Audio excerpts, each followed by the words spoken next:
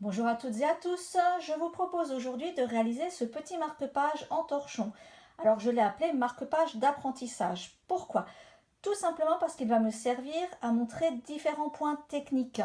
Nous allons voir ensemble comment faire le montage ici des fuseaux, comment réaliser évidemment les fonds torchon et les fonds épingle clous du volet, mais surtout comment faire entrer les paires dans la grille ou dans le mat et comment les faire ressortir, c'est-à-dire comment gérer tous ces fuseaux pour ne pas se tromper. Nous allons voir ou revoir le grain d'orge et finir avec un rouleauté simple, puis un rouleauté festonné.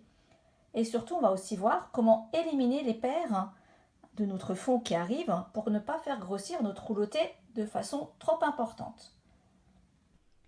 Toutes les vidéos de ce pas à pas sont rassemblées dans la playlist Un projet pour apprendre. Vous y retrouverez du coup tous les points techniques dont vous pouvez avoir besoin. À vous de choisir lesquels sont nécessaires pour réaliser votre marque-page. Le carton du marque-page est gratuit. Il vous suffit de me le demander à l'adresse suivante, chamadcreadentelle@gmail.com. Vous retrouvez l'adresse en fin de vidéo. Je vous l'envoie par mail, il n'y a pas de souci. Je vais vous envoyer en fait cette fiche sur laquelle vous allez retrouver 3 cartons du marque-page. Alors, pourquoi 3? Vous avez ici en première position le marque-page, on va dire standard, le carton avec la partie en mat qui va être grisée, qui est la façon de le dessiner. Je vous ai mis à côté un marque-page où ces parties-là justement ne sont pas grisées, pour qu'on puisse travailler ensemble justement le démarrage des meneurs, dans quel sens le travailler. On peut difficilement le voir justement dans la partie grisée, et comme on est là pour apprendre, j'ai donc transformé le carton pour qu'on puisse travailler ça ensemble.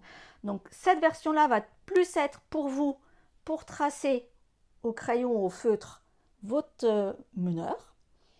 Et ici, vous pouvez prendre ce carton-là, comme je l'ai fait ici, pour travailler directement le marque-page. Donc effectivement, normalement, on devrait avoir la partie en gris, mais comme je peux difficilement tracer le trajet du meneur, n'hésitez pas à utiliser celui-ci si vous préférez. Pour réaliser le marque-page, vous devez préparer 36 fuseaux, donc 18 paires. J'ai réalisé le mien en coton DMC 80 spécial dentelle, donc ce sont les petites bobines de ce genre-là, donc je prends avec une autre couleur. En même épaisseur de fil, vous avez en coton aussi le fil chinois, que j'aime bien. Vous pouvez évidemment utiliser n'importe quel autre fil de la même épaisseur, sinon pensez à agrandir votre carton si besoin.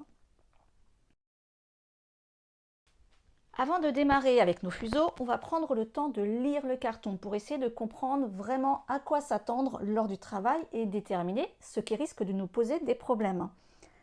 Alors, au démarrage, on voit là-haut et sur les côtés que les traits sont plus épais. Donc c'est très certainement une corde, c'est ce qui paraît le plus logique.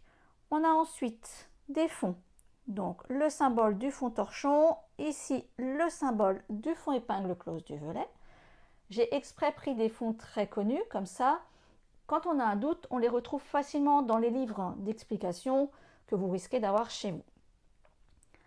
On a un premier motif ici, et comme on retrouve les deux traits à l'intérieur, qu'on va retrouver là en bas aussi d'ailleurs, on sait qu'on va devoir faire de la grille.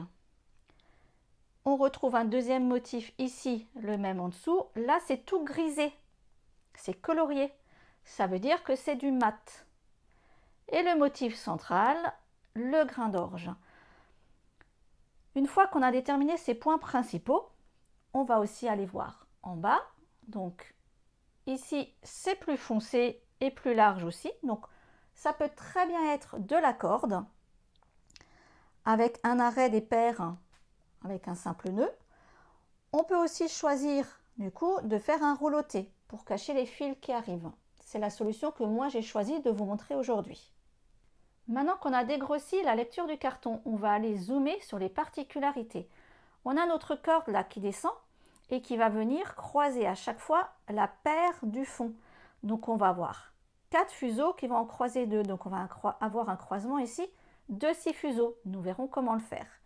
On va devoir s'intéresser aussi à la gestion des fuseaux justement quand ils rentrent dans la grille, que ce soit à gauche ou à droite, et quand ils vont devoir en sortir. On va avoir le même point à voir avec donc du coup le mat. Le grain d'orge, c'est un grain d'orge à 3 paires d'un côté, 3 paires de l'autre. Donc comment gérer ce grain d'orge qu'on va faire de façon la plus simple possible, la plus traditionnelle. Donc ça rentre, ça ressort. Comment gérer ça? Et tout en bas, on va avoir ici le croisement entre notre paire qui arrive, notre corde, et qu'est-ce qui va se passer pour la finition. Donc, quand vous vous retrouvez face à un carton et que vous n'avez aucune explication, c'est à vous de choisir comment faire votre finition. Vous pouvez très bien, comme dit, faire une corde, faire un rouloté et pourquoi pas peut-être une autre solution que vous aurez vue dans votre club ou ailleurs. À vous de choisir, hein, vous avez aussi cette liberté-là. Et voilà, j'en ai fini avec mes explications. Je vous laisse préparer vos fuseaux.